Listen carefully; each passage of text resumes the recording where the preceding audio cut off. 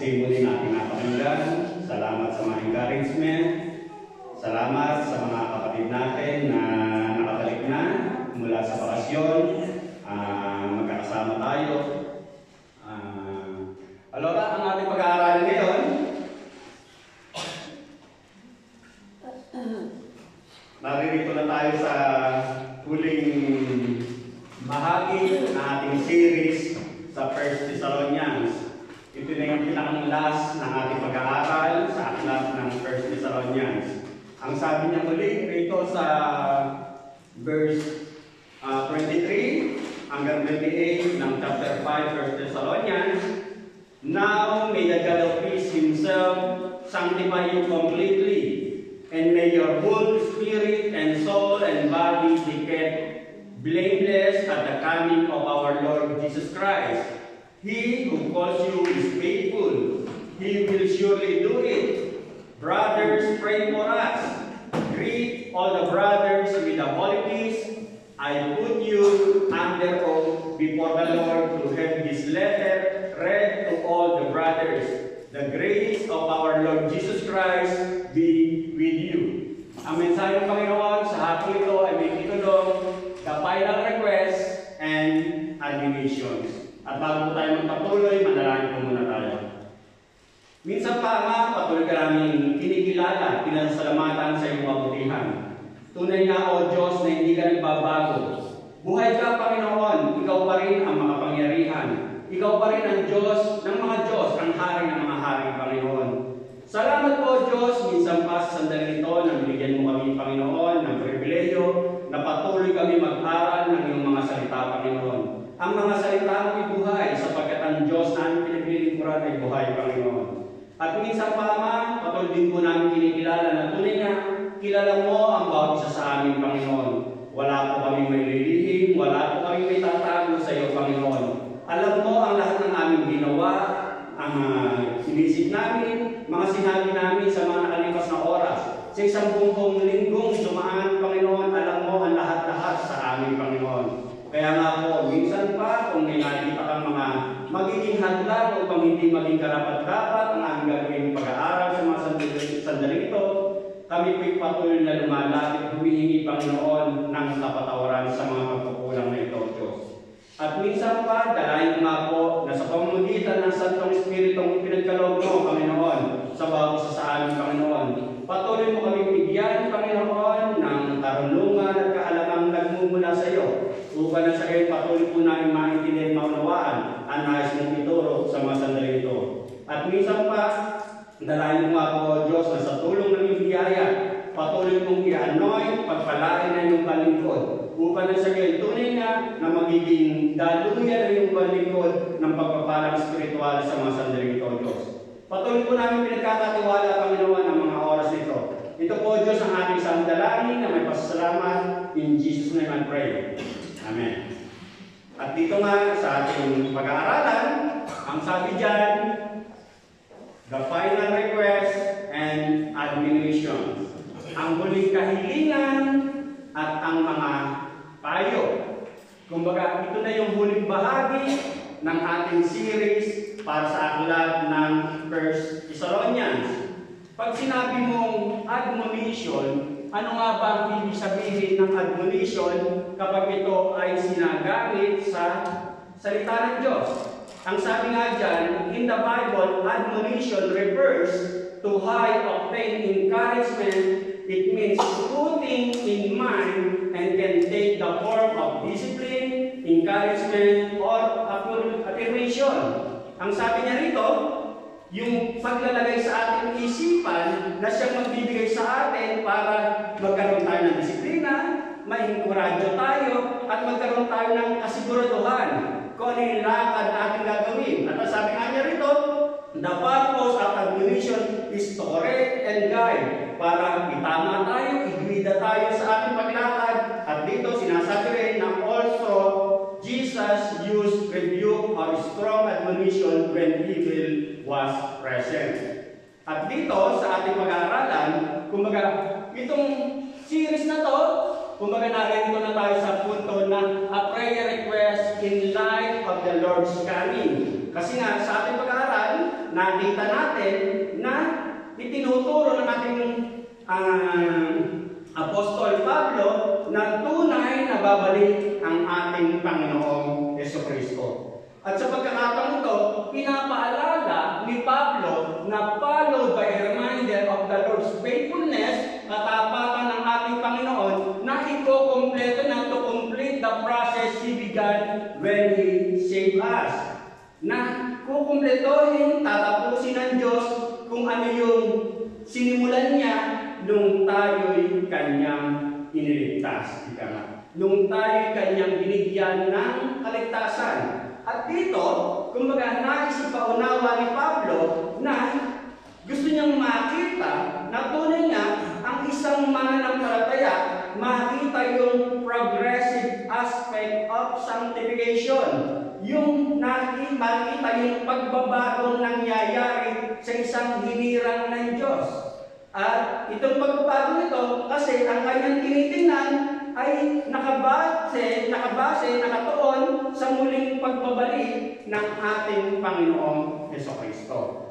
At dito nga sa mga huling talata ng 1 Thessalonians, sa chapter 5, kumbaga meron tayong tatlong punto na titingnan. Yung unang punto, ang sabi nga niya rito, the prayer request sa verse 23 at 24.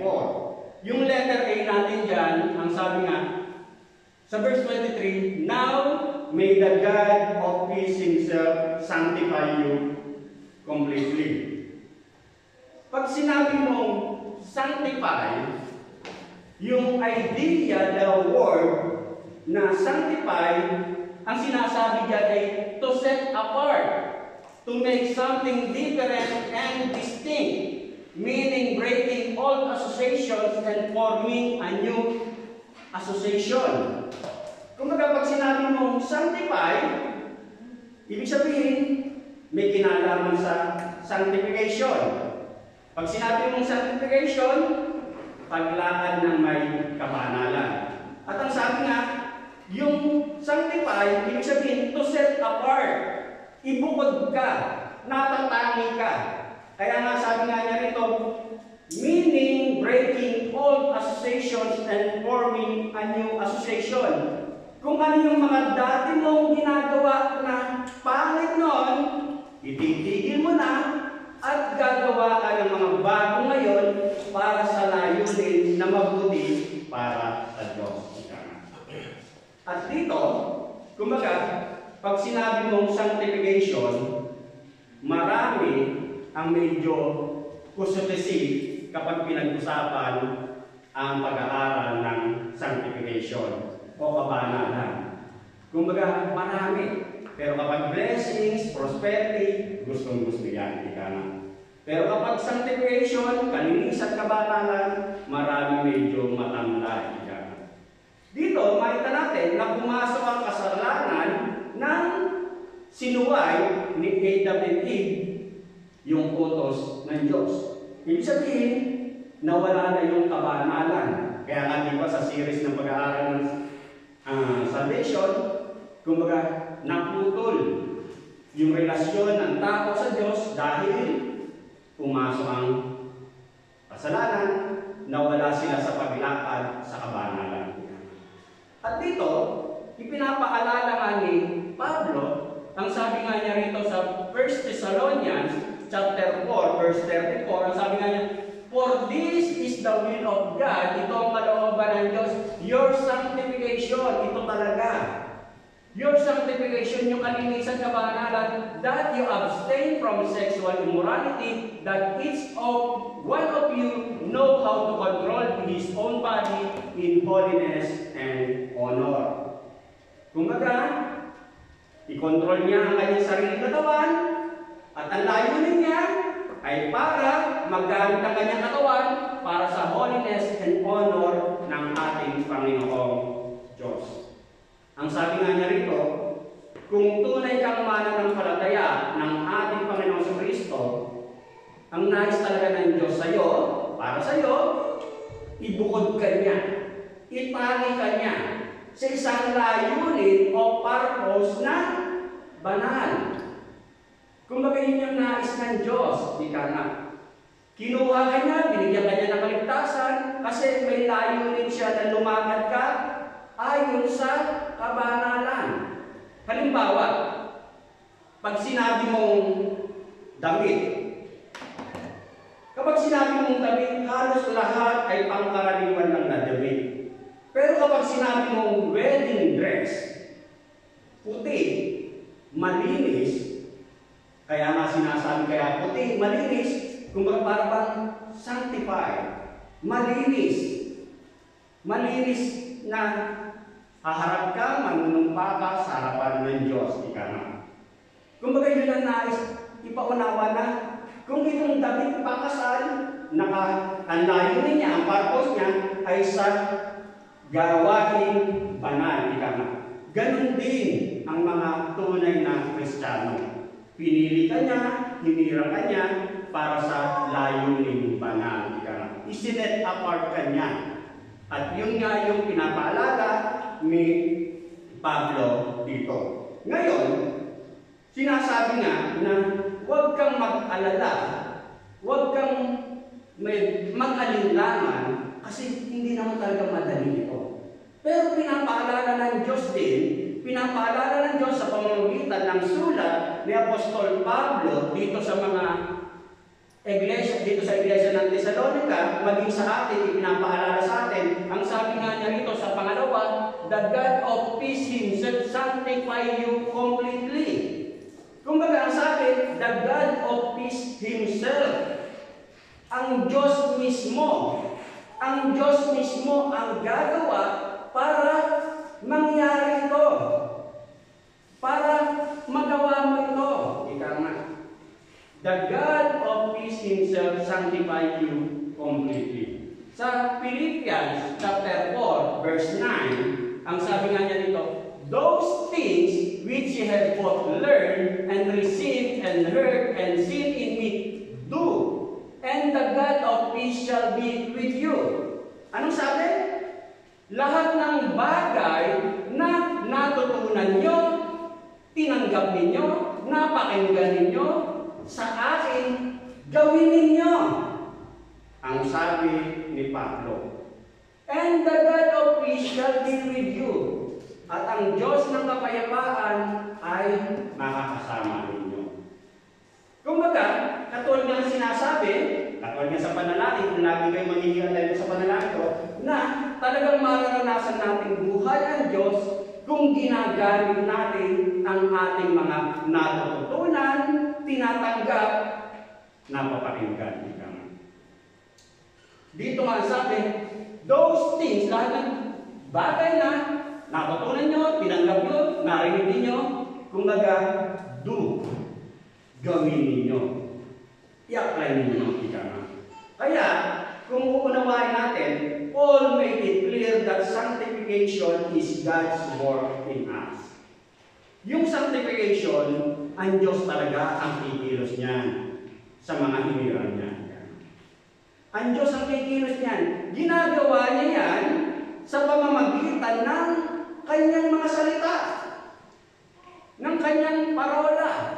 Kaya natin pa nakalagay dito, la parola. Ginagamit ng Diyos ang kanyang mga salita.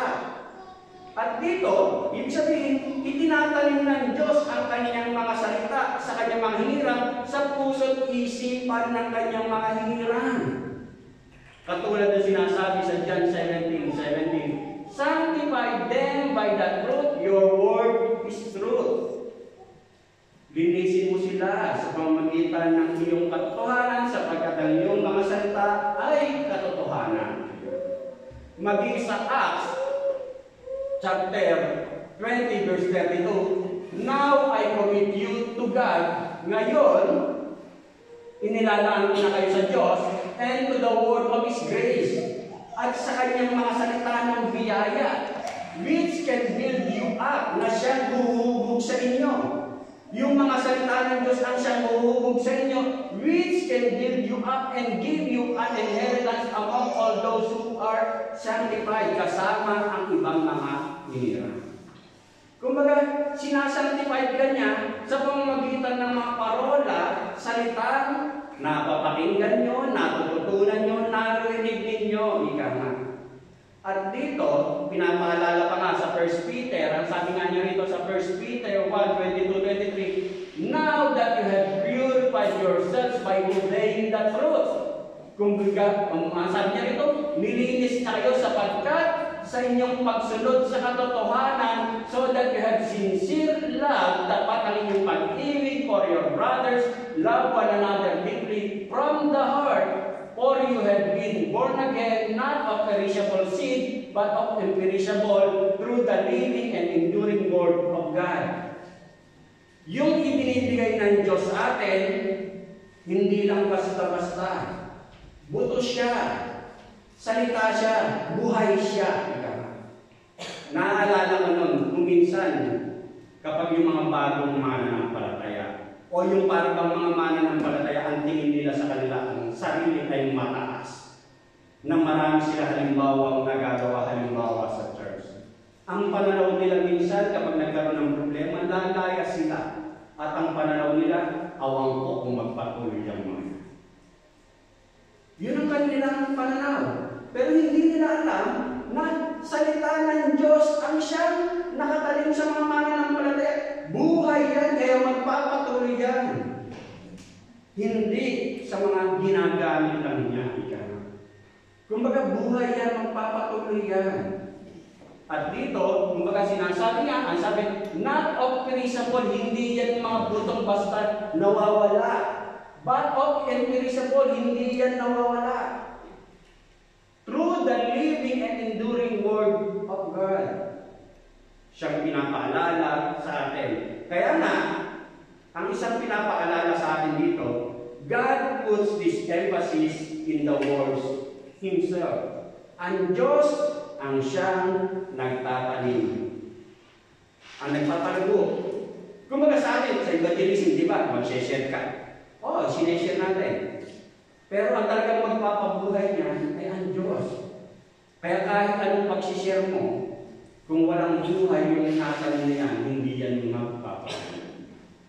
Pero kung yan kahit parang sinimulan mo, at alam mong buhay, pinagpala ng Diyos yung salitang yan, magpapabuhay, magkakaroon ng resulta yan. At dito, pinapaalala sa atin na yung salita ng Diyos, ibinibigay sa atin. Ang nais natin maintindihan dito, na para magkaroon ng katuparan itong prayer request ni Apostol Pablo sa mga mananampalataya, kinakailangan ng isang mananampalataya na makipag-cooperate siya sa Diyos. Kasi ibinigay na sa iyo eh. Ngayon, makipag-cooperate ka na mag-responde ka ng tama dun sa mga itinatanim na salita ng Diyos. Kaya nga, di ba? Yung mga bagay na narinig nyo, napakinggan nyo, gamitin nyo. Ang sabi ni Pablo, magkakaroon ng bunga yung paglakad ng may sanctification. Magkakaroon ng resulta yung paglakad ng aayon sa banal na layunin ng Diyos. At dito, ang isang pinapaalala pa sa atin sa 2 Timothy chapter 2, verse 19-21, nevertheless, God's solid foundation stands firm, sealed with this inscription, the Lord knows those who are His. Alam ng Diyos kung sino yung tunay na Kanya. And everyone who confesses the name of the Lord must turn away from wickedness, lalayo sa mga kasamaan, in a large house, kumbaga may halimbawa rito, in a large house, sa isang malaking bahay, there are articles not only of gold and silver, but also of wood and clay. Some are for noble purposes, some for ignoble. Sa isang malaking bahay, halimbawa sa atin, lahat tayo may mga amo. May mga amo tayong magaganda ang bahay. At may mga amo tayong may mga gamit na ginagamit na pang-araw-araw at may ginagamit na pang-special na araw o pang-okasyon. Parang ganon ni halintulad. Ang sabi nga niya rito, if a man cleanses himself, kung ang isang tao ay lilinisin niya ang kanyang sarili from the latter, ibig sabihin sa mga salita ng Diyos, He will be an instrument, pwede siyang magamit. He will be instrument for noble purposes, pwede siyang magamit sa mga mahalagang bagay, mahalagang layunin. Made holy, useful to the master, and prepared to do any good work. Kumbaga, kahit para bang marumi ang dati mong nakaraan, pero kung magpapalinis ka sa Diyos, ibig sabihin, gagamitin mo yung mga salitang natutunan mo, tinanggap mo, narinig mo. Magagamit ka para sa banal na layunin ng Diyos. Kaya sa verse 22 ng 2 Timothy chapter 2, ang sabi niya rito, now play. Takbuhan nyo. Kaya ngayon imagine tumatakbo. Layuan nyo. Now flee from youthful lust and pursue. Kumbaga, yun yung pagsumakitan nyo. Right, pursue righteousness, faith, love, and peace with those who call on the Lord. Kasama yung ibang mga tinawag ng Panginoon from your heart. Ibig sabihin, with a clean motives. Tamang motibo kung bakit ka nagpapagamit sa Diyos.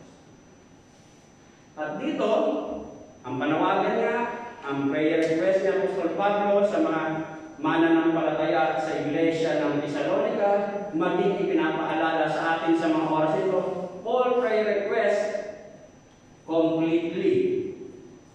Ibig sabihin completely, huwag tayo makontento na hanggang dyan ka na lang. Hanggang dyan ka na lang sa kalalagayan mong spiritual.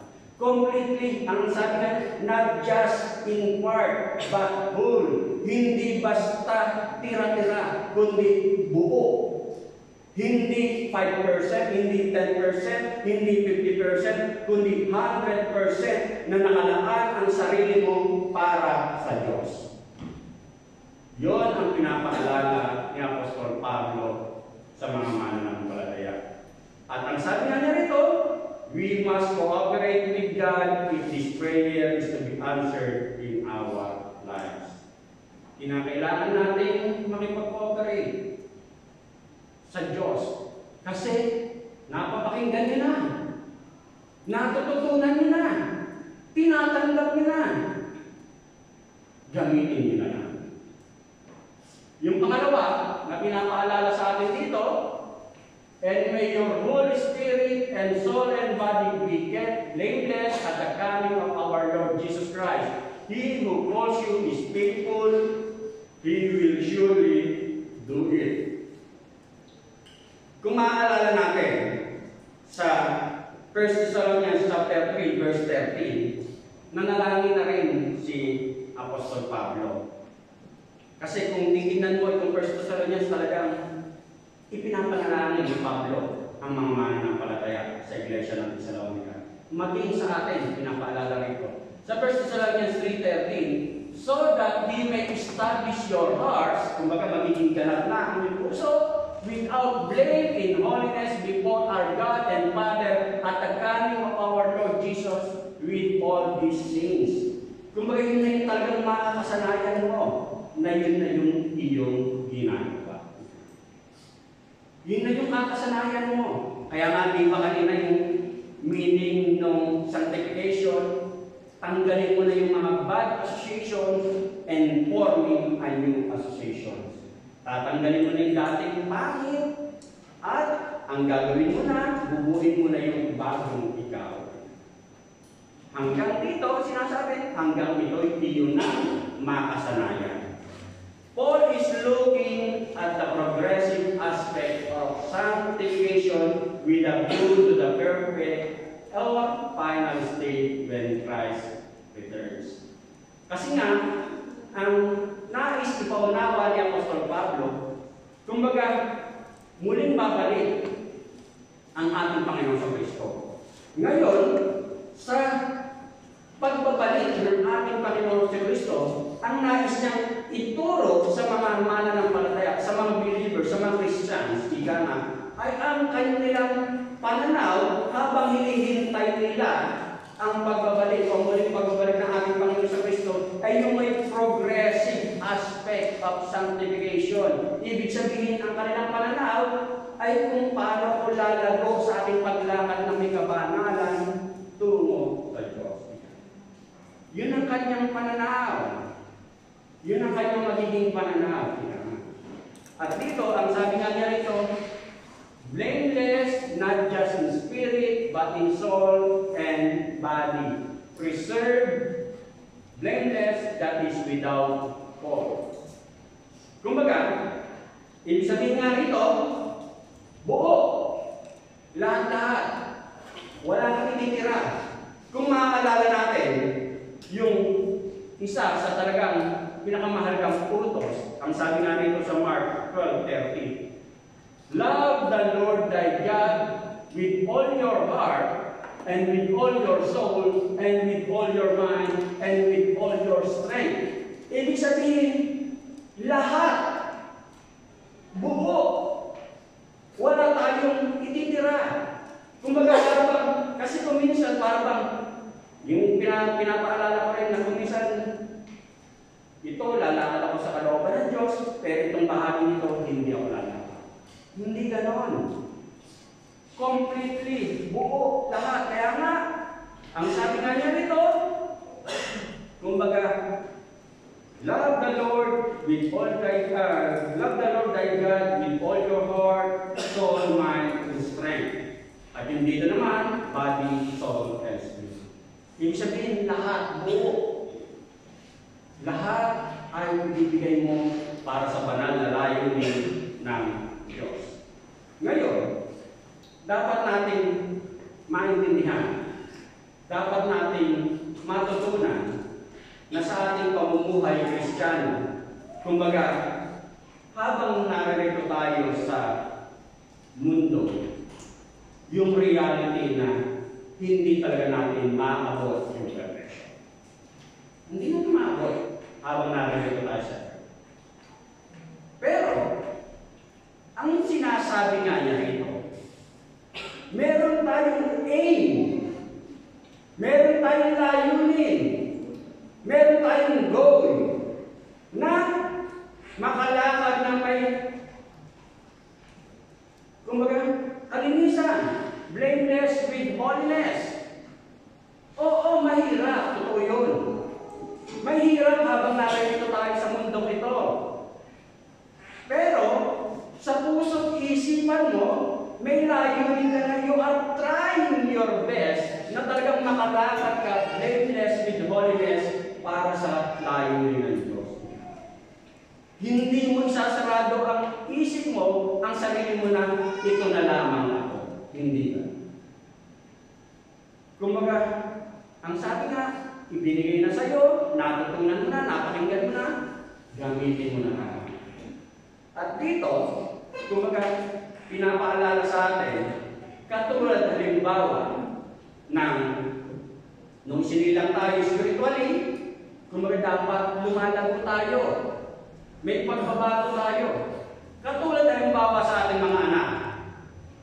Sa ating mga anak, yung kumbaga yung may mga anak, halimbawa, siyempre, magsisimula sa baby yan. Gusto mong lalaki yan. Ayaw mong baby na lang yan. Kasi pag naging baby na lang yan, ang normal yan. Siyempre, lalaki yan. Kasi nga, nakita na yung isang kambal, naglalakad-lakad na, madadagdagan na katulad ni Anja. Kumbaga, pero normal yun. Kaysa hindi siya maglakad, baka abutin ng 20 years old, ay hindi naglalakad, abay, mas matakot ka. Kumbaga, ganon. Ganon sa ating buhay spiritual. Kumbaga, dapat may progressive na paglago sa ating paglakad na may kabanalan. At dito, ang sabi nga niya ito, our life is about living up to how God sees us because we love God.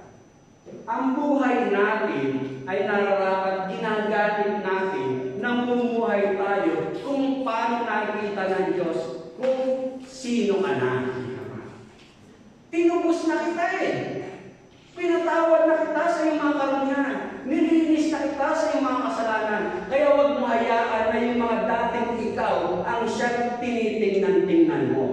kundi kung ano yung ibinigay sa iyo ng Diyos na isa ka ng malinis, pinatawad at binigyan ng kaligtasan. Yun na ang dapat na natatanim sa puso't isipan mo, kaya inyong tutulong sa iyo na lumakad ng may kabanalan. Huwag mong hayaan na kung ano yung dating ikaw ang siyang ipinaalala sa iyo ng kaaway. Huwag. Pandagayan ng kaaway yun. Kumbaga, kung ano yung ibinigay sa iyo ng Diyos, isa ka ng bagong nilalaki. At dito, kumbaga makakalakad ka kapag ito ang iyong titingnan. Nilinis ka na ng dugo ng ating Panginoon sa Kristo sa iyong mga karumihan. Kaya makakatayo ka, makalalakad ka sa layunin ng Diyos. Kaya, ang sabi ko nga, huwag mong hayaan na kung ano yung dating ikaw ang siyang magtutulak sa iyo o siyang pipigil sa iyo kung bakit hindi ka makapaglago-lago o hindi ka lumagulago sa iyong paglakad na may kabanalan. Katulad na halimbawa, yung viral ngayon. Yung viral ngayon sa TikTok ba yun, na yung isang maestra sa Pilipinas nagtuturo sa elementary class. Ang sabi ng maestra, ang pamilya ginubuo ng nanay, tatay, ate, kuya, bunso. Ang tanong ng maestra, ang nanay, sino ang nanay? Ilaw ng tahanan. Si ate. Pagdating ko sa tatay, ang tatay, sagot ng bata, Ali! Lasenggo! No! Sabi ng maestra. Hindi. Ang tatay ay hali. Hali na haliga. Haligi, naging halimaw daw ang tatay. Awawang tatay. Kawawa kasi yun ang ipinakikita niya sa kanyang mga anak. Pero kung may relasyon ka na sa Diyos, nilinis ka na sa iyong mga karumihan, hindi na yun ang iyong pagkatao. Yun ang dapat natin maintindihan. Na kapag yung nilinis ka na ng Diyos, pinatawad ka na, nilinis ka ng dugo ng ating Panginoon sa Kristo sa iyong mga karumihan, kumbaga, malinis ka na. Makalalakad ka ayon sa pananalayo ng Diyos, ika nga. At huwag mong hayaan na yung dating mga karumihan mo ang isang pipigil sa iyo, magtutulak sa iyo para hindi ka lumago sa iyong kalalagayang spiritual. At dito nga, ang sabi nga niya rito, the God of peace will make you completely holy. Ang Diyos ng kapayapaan ang siyang gagawa. Makipag-cooperate ka lamang sa Kanya. Kasi itinatanim na sa iyo eh. Ibinibigay na sa iyo. Kaya nga doon sa verse 24, ang sabi nga yan sa verse 24, God is trustworthy. Kumbaga, mapangahawakan natin ng Diyos, ang salita ng Diyos. At dito, kumbaga, sinasabi nga sa Philippians 2:12-13, continue to work out your salvation with fear and trembling, for it is God who works in you to will and to act in order to fulfill His good purpose. Magpatuloy ka lang, kapatid. Huwag mong hayaan na mapigilan ka ng mga humahadlang sa iyo. At ang paalala nga sa atin dito, God is faithful and can be counted on to help us answer this question, but again, we must cooperate with God. Yung pangalawa na pinapaalala sa atin dito, the final admonition. Yung letter A natin dyan, ang sabi nga niya rito, pray for one another. Ang sabi nga niya rito, si Apostol Pablo, humiling siya ng panalangin na sila ipanalangin. Brethren, pray for us. Yan ang sabi ni Apostol Pablo sa verse 25. Pray for us. Kumbaga, alam natin na si Apostol Pablo, siya ay isang lingkod ng Diyos, pinili siya ng Diyos, at alam din natin na ang iglesia sa Thessalonica ay isang bagong church. Pero kahit bago ang church iglesia ng Thessalonica, at alam ni Apostol Pablo na siya ang nagturo sa iglesia ng Thessalonica, pero humihiling pa rin si Apostol Pablo na siya'y ipanalangin. Kasi naniniwala si Apostol Pablo na kailangan niya talaga ng panalangin ng mga kapatid na ito. Kaya nga dito, pray for one another. Kailangan natin na ipanalangin ang isa't isa. At dito, kumbaga, kasi nga, alam niya Apostol Pablo ang kanyang mga kahinaan. Alam niya Apostol Pablo na kailangan niya ng tulong ng Diyos. Kaya humihingi siya ng panalangin mula sa mga kapatid. Sa 2 Thessalonians 3:1, ang sabi nga niya rito, pray for us that the message of the Lord may spread rapidly and be honored just as it was with you. Lalo higit, si Apostol Pablo nga, na isang lingkod ng Diyos, ginagamit siya para lumaganap ang mabuting balita. Kaya ang isa sa kanyang panalangin din, na ipanalangin niyo ako na walang maging hadlang sa aking pagministeryo sa pagpapalaganap ng mabuting balita. Kailangan ni Apostol Pablo ng tulong ng iglesia ng mga mananampalataya.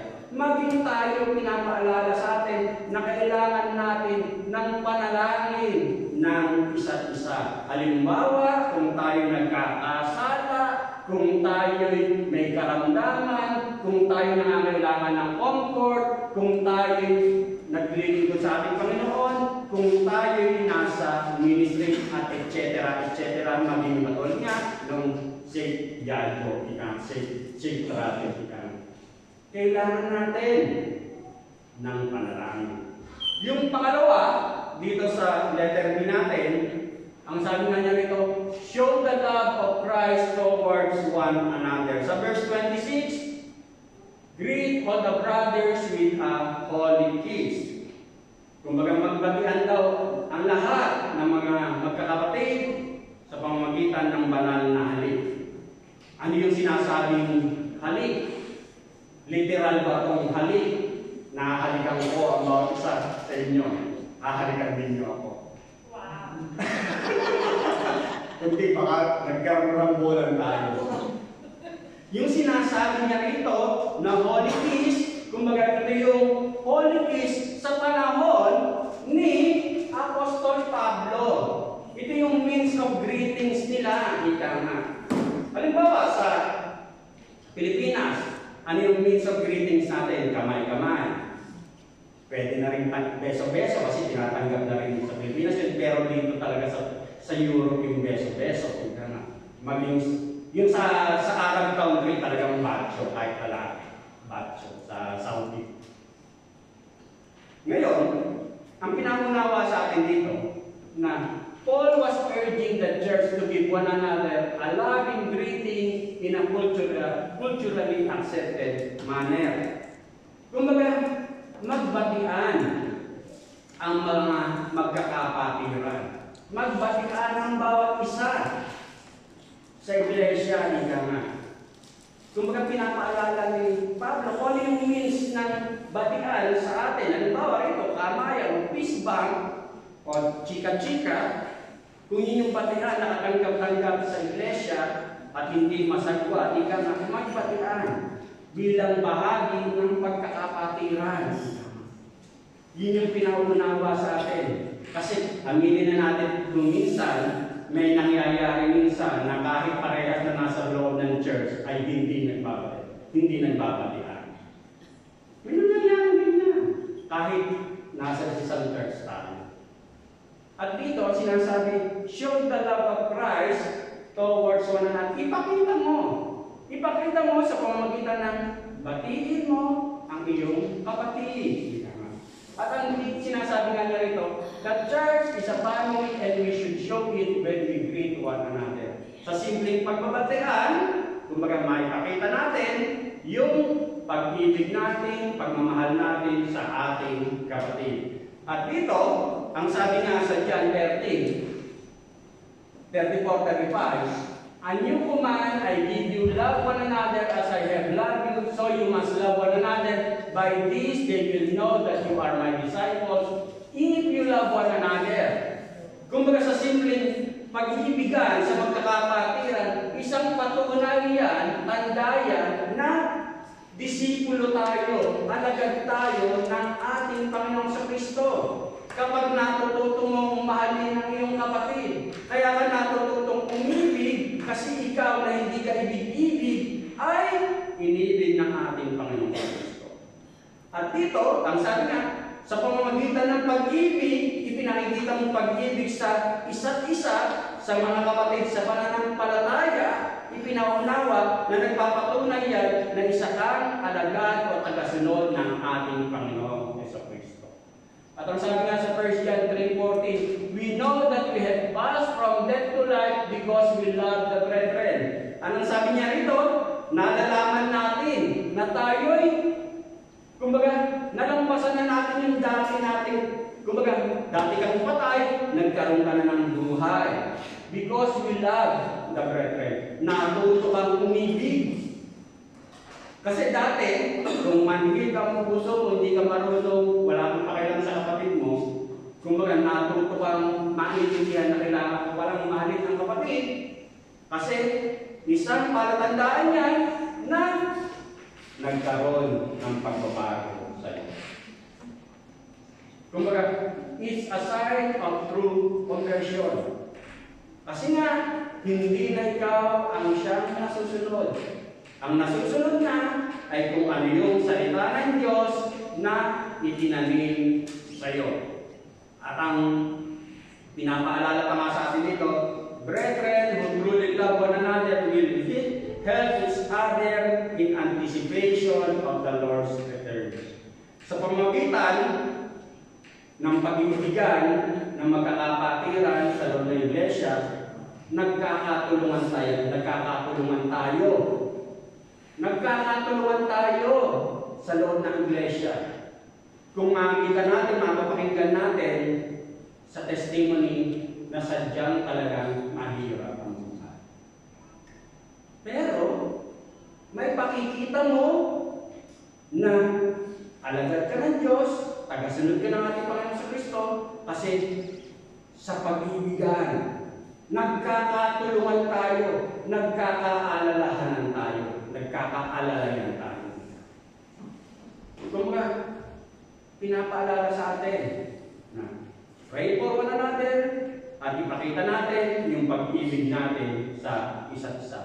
Yung paalala pa ni Pablo, yung final admonition niya sa letter C, take God's word seriously. Sa verse 27, "I put you under oath," inilalagay ko kayo sa isang panunumpa.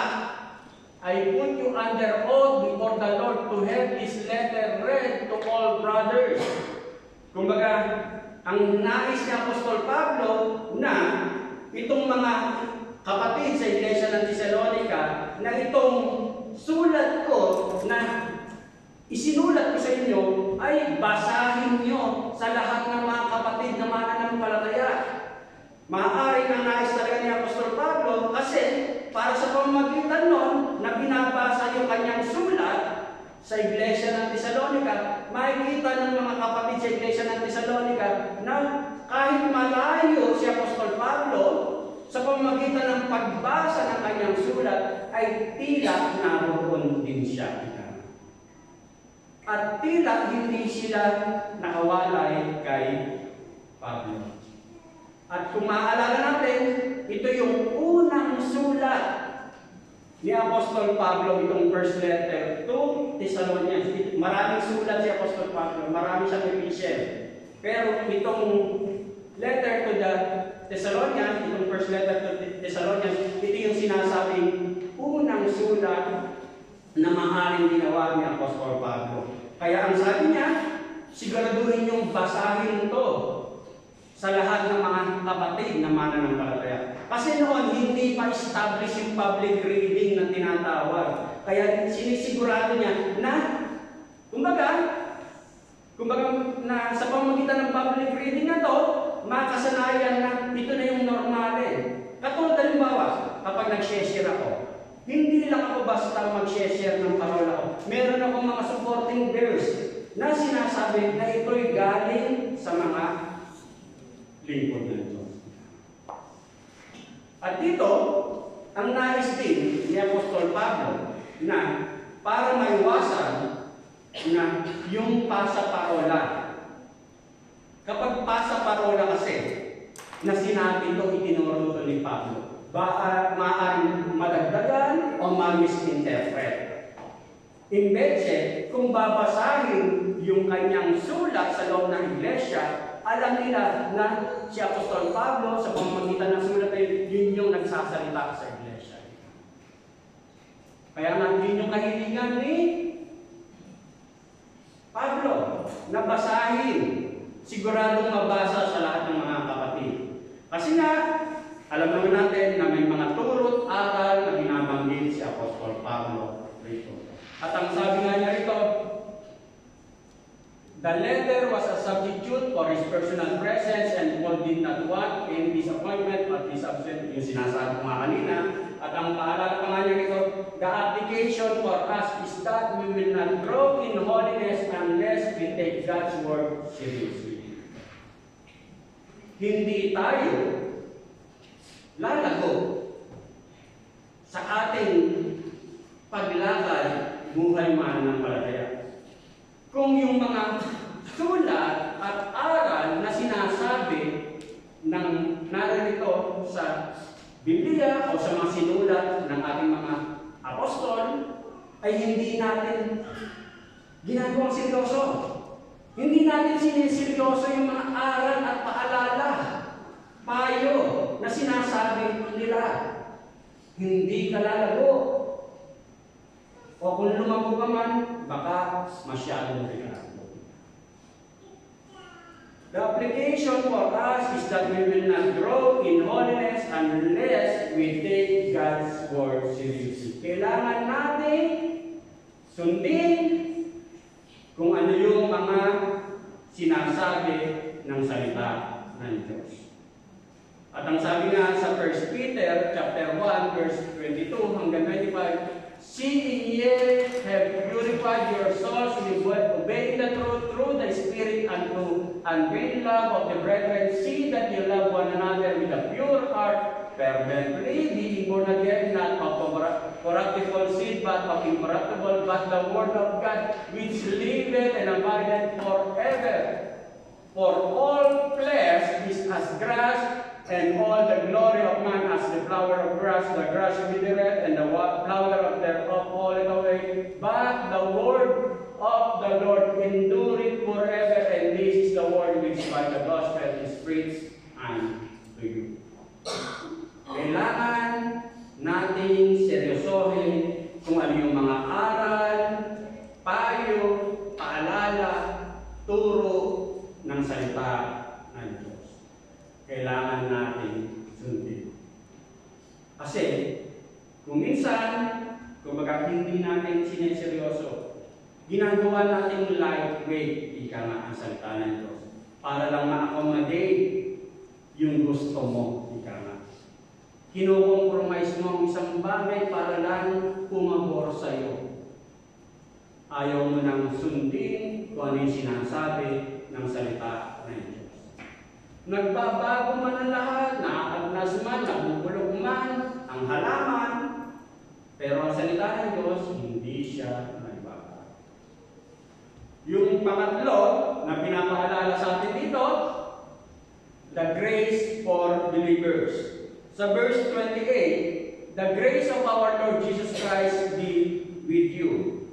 Yung sulat na ito, ang sabi nga, this letter full of love, encouragement, and instruction, and on a note of grace. Halos lahat ni Apostol Pablo, halos lahat ng sulat ni Apostol Pablo, sa simula o sa matapos, ay meron Biblia na binabanggit ang grace, ang biyaya. At dito, kumbaga, pinapaunawa nga na this is almost true na everything God has to say to His people, na talagang kinakailangan ng mga hinirang ng Diyos ang biyaya. Pag sinabi mong biyaya, ang sabi nga niya rito, grace is God's unmerited favor, His bestowal of love and acceptance on us because of who He is and what Jesus has done. Kumbaga, yung biyayang yan, God's unmerited favor. Ang Diyos ang siya nagbibigay kahit hindi tayo karapat-dapat. Ibinibigay ng Diyos yan. Grace means that He likes us and all the reasons are in Him. Kaya tayo nabibigyan ng biyaya kasi gusto ng Diyos na bigyan kanya ng biyaya. Bigyan kanya ng tulong para makalakad ka sa kalooban niya, sa layunin niya.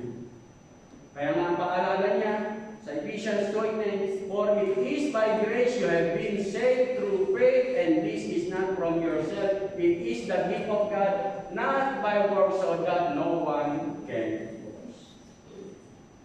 Biyaya ang mga bagay niya. Biyaya ang kaligtasan niya. Biyaya ang kinakailangan natin. Biyaya mula sa Diyos ang kinakailangan natin para makapagpatuloy tayong makalakad sa kalooban ng Diyos. Kailangan natin ng biyaya mula sa ating Panginoong Jesucristo para tayo makapagpatuloy sa lakad, sa kalooban ng Diyos. Kasi nga, hindi madali. Kailangan natin ng biyaya. At ang paalala nga sa atin dito, Jesus is full of grace and can impart grace. Ang Diyos, ang ating Panginoon sa Kristo, ang siyang magbibigay niya. Kaya kapatid, kung hindi ka pa nakasisigurado sa relasyon mo sa Diyos, ang kailangan talaga natin ang ating Panginoon sa Kristo. Siya ang kailangan natin. Kailangan natin ang tulong niya. Katulad na sinasabi nga sa John 1:14, and the Word was made flesh and dwelt among us, and we beheld His glory, the glory as of the only begotten of the Father, full of grace and truth. Kailangan natin ng tulong ng ating Panginoong sa Kristo. Kung mananahan tayo sa Kanya, pupuspusin niya tayo ng tulong, pupunin niya tayo ng biyaya at katotohanan mula sa Kanya. At sa John 1:16-17, from His fullness we all receive grace upon grace, for the law was given through Moses, grace and truth were realized through Jesus Christ. Sapat ang biyaya ng ating Panginoong Kristo. At ang ating Panginoong Kristo magpapatunay na Siya ay Diyos. Yung tulong na ibinibigay ng ating Panginoon sa Kristo, kumbaga sapat yun. Sapat ang tulong ng ating Panginoon sa Kristo. Para na sa gayon, kumbaga makalakad tayo ng naayon sa kalooban ng Diyos. At ang sabi nga niya rito,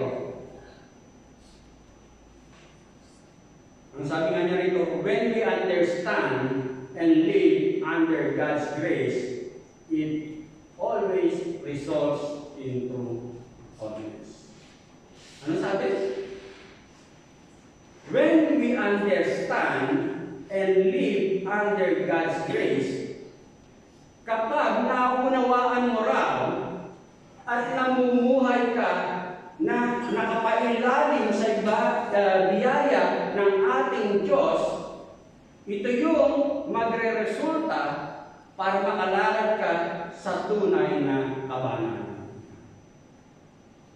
Kapag naunawaan mo yung biyaya na binibigay ng ating Panginoon. Kaya nga sa Romans 6:1-2, what shall we say then? Are we to continue in sin that grace may abound? Makapagpapatuloy ka pa ba sa pagkakasala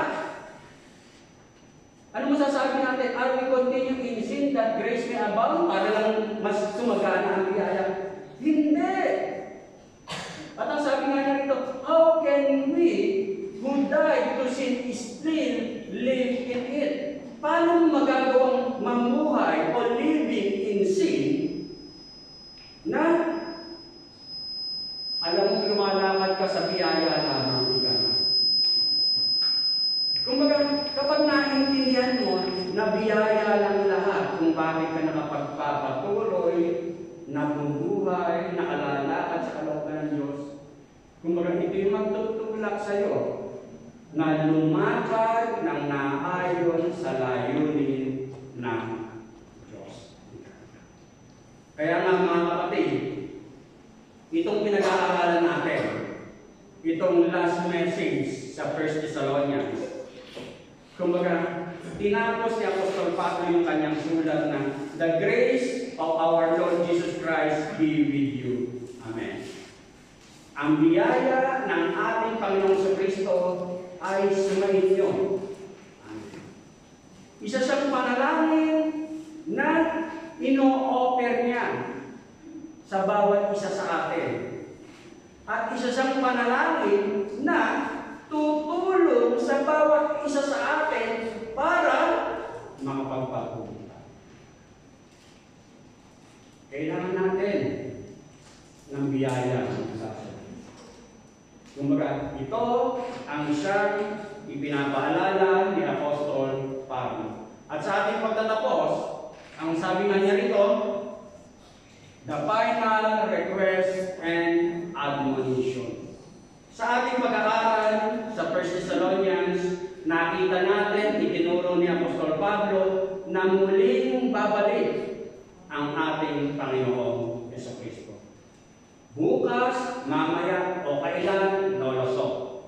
Pero ang sabi, sigurado babalik.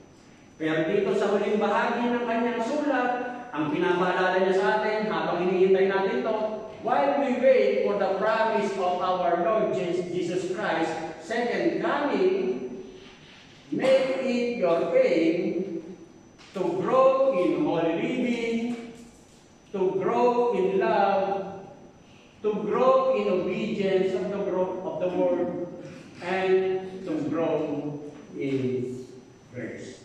Manalangin natin. Ama, maraming salamat po, O Diyos, sa mga sulat at aral na ibinahagi, Panginoon, ni Apostol Pablo sa Iglesia ng Thessalonica, Panginoon. Maging sa amin, mga mananampalataya sa bagong panahon, Panginoon. Salamat po, O Diyos, na tunay nga, bagamat matagal ng panahon ito nasulat, 2,000 years ago, pero ito'y kaparehas pa rin, sapagkat ang mga salita mo, Panginoon, ay buhay, Panginoon. Sapagkat ang Diyos ang pinaglilingkuran ay buhay, Panginoon. Salamat po, O Diyos, sa mga paalala mo, na tunay nga, Ama, na ang aming Panginoon sa Kristo ay nangako na siya'y muling babalik. Ililingapin niya, Panginoon, ang kanyang mga hinirap. At sa mga oras nito, ipinaalala mo sa amin na panghawakan namin ang pangakong ito. Kung kailanman babalik ang aming Panginoon sa Kristo, panghawakan namin ito. Sa panahon namin o sa panahon na darating. Pero pinaalala mo sa amin, patuloy kami lumago, Panginoon, na lumakad, Panginoon, na may kabanalan. Patuloy kami lumago, Panginoon, sa pag-ibig, Panginoon. Magbibigyan kami bilang magkakapagiran, Panginoon. Patuloy kami lumago, Panginoon, na may pagsunod sa iyong mga salita, Panginoon.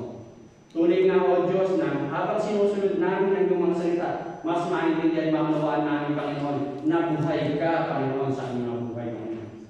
At minsan pa, pinalala mo sa amin na patuloy po kami lumago sa biyaya, Panginoon. Sapagkat kailangan po namin ng biyaya, ibahagi ito sa bawat isa, Panginoon. Maging kailangan namin para kami makapagpatuloy na lumakad, Panginoon, sa iyong kalooban, Panginoon. Salamat po, O Diyos, sa mga paalala nito.